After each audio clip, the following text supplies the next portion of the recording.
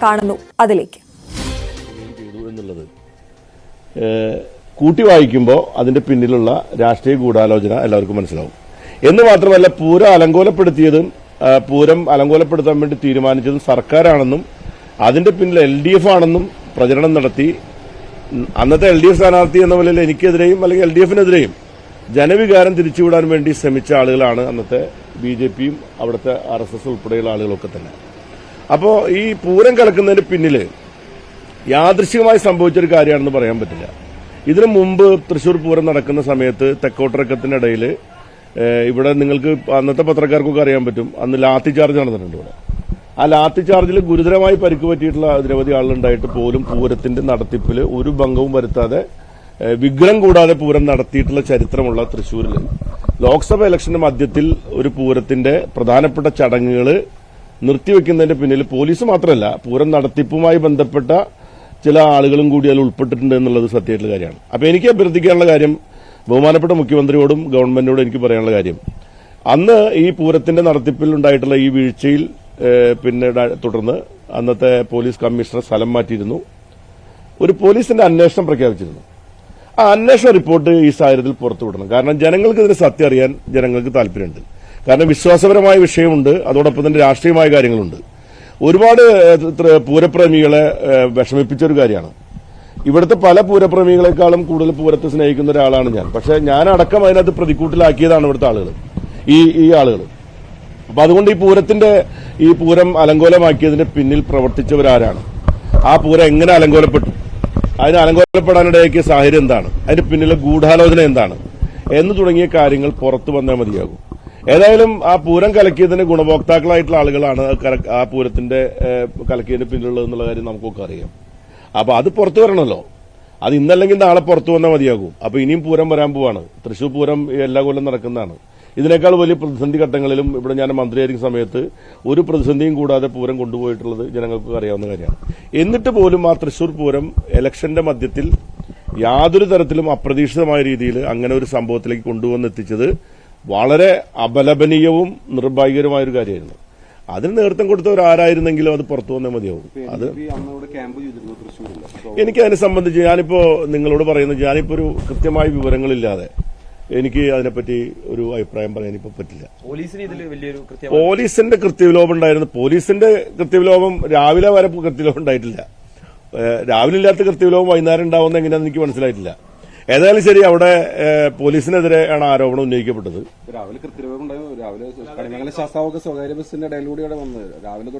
അല്ല, ഇത് പൂരത്തിന്റെ ഇടയിൽ പലപ്പോഴും പലതരത്തിലുള്ള തർക്കങ്ങളൊക്കെ മുമ്പുണ്ടായിട്ടുണ്ട്.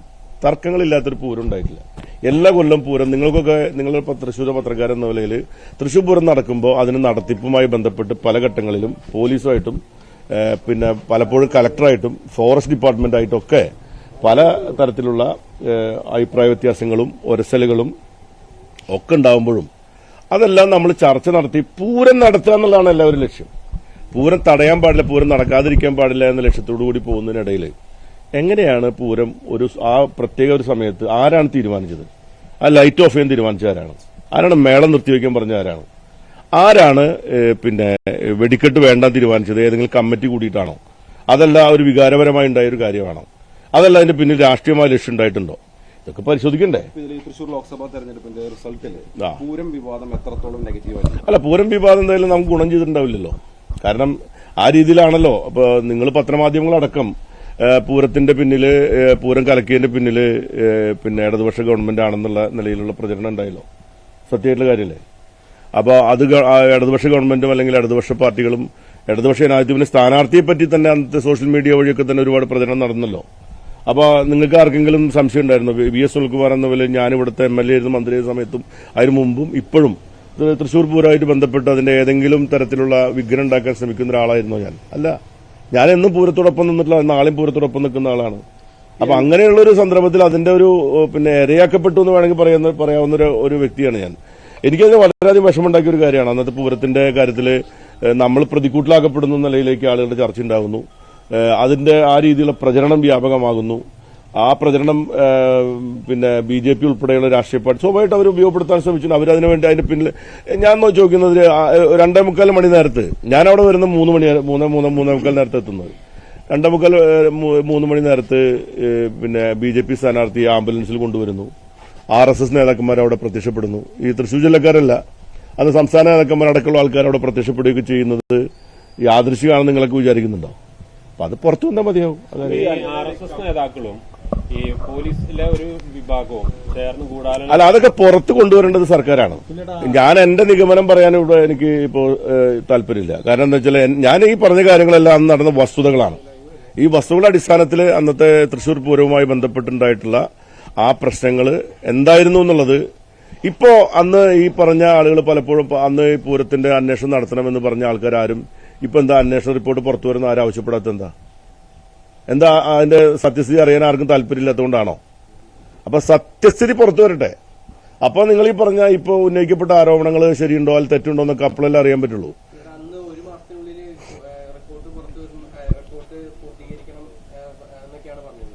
അപ്പൊ അതാണ് ഞാൻ നിങ്ങളോടിപ്പോ പറയുന്നൊരു കാര്യം. ഇപ്പോ 1 മാസം കഴിഞ്ഞു, 2 മാസം കഴിഞ്ഞു, 3 മാസം കഴിഞ്ഞു, ഏപ്രിൽ മാസം, മെയ്, ജൂൺ, ജൂലൈ, ഓഗസ്റ്റ് 4 മാസം കഴിഞ്ഞു. ഇപ്പൊ സെപ്റ്റംബർ മാസം 2-ാം തീയതിയാണെന്ന് ഇതുവരെ റിപ്പോർട്ട് പുറത്തു വന്നിട്ടില്ല. അപ്പൊ റിപ്പോർട്ട് പുറത്തു വിടാൻ ഇപ്പൊ പ്രത്യേകിച്ച് ഇപ്പോ ചില ആരോപണങ്ങൾ പുതിയതായിട്ട് ഉന്നയിക്കപ്പെട്ടിരിക്കുന്ന ഈ സാഹചര്യത്തിൽ ആ റിപ്പോർട്ട് പുറത്തുവിടണം. ആ റിപ്പോർട്ട് ഞാൻ ആ വിഷയത്തിലൊന്നും സംസാരിക്കാൻ പ്രതികരിക്കാൻ എനിക്ക് താല്പര്യമില്ല. പറഞ്ഞ കാര്യത്തോട് ചേർന്ന് നിൽക്കുന്നത് അന്ന് ഈ കമ്മീഷണറുമായിട്ടാണ് തർക്കം ഉണ്ടായതെന്ന് മാധ്യമ വാർത്തകളെല്ലാം ഉണ്ടായിരുന്നു. അങ്ങനെയാണെങ്കിൽ അന്ന് സ്ഥലത്തുണ്ടായിരുന്ന ADGP എന്തുകൊണ്ട് ഈ വിഷയത്തിൽ ഇടപെട്ടില്ല? ഞാൻ അതിനെപ്പറ്റി ഒരു കമന്റും പറയാൻ ഉദ്ദേശിക്കുന്നില്ല. ഞാൻ ഈ റിപ്പോർട്ട് പുറത്തു വരട്ടെ.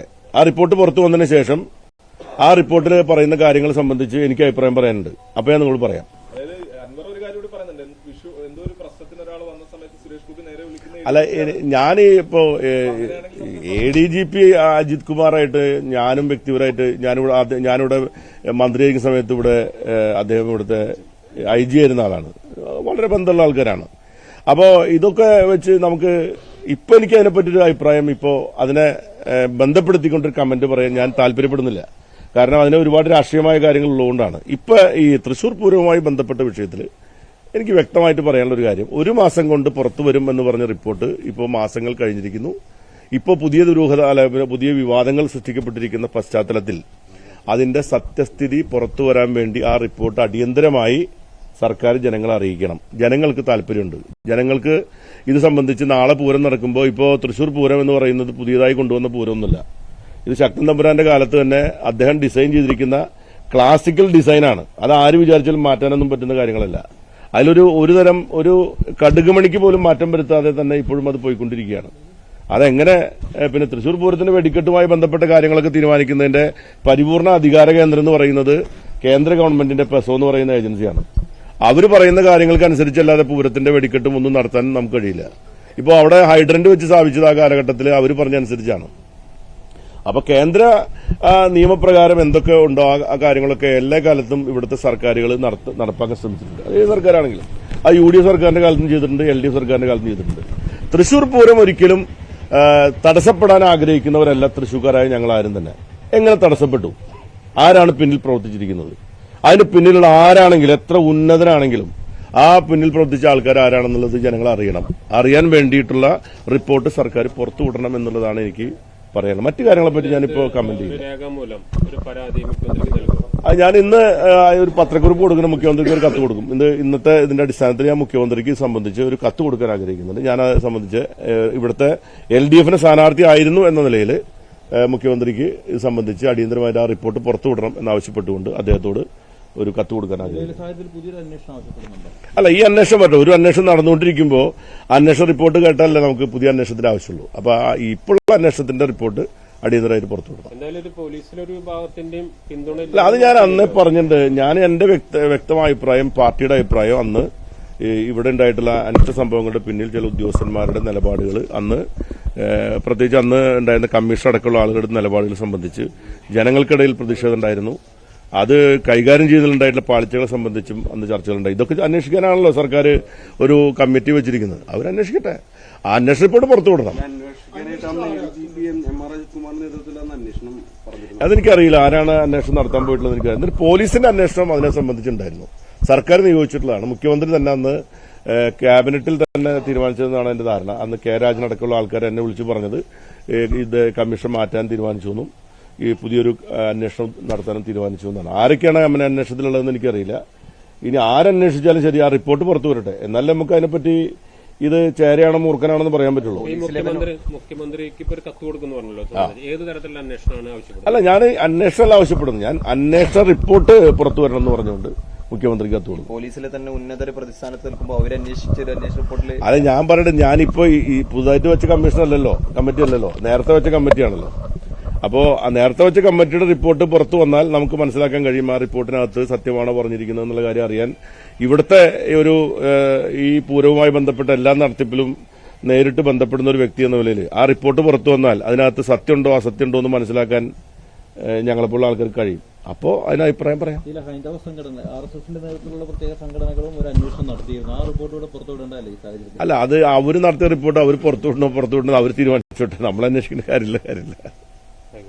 ശരി.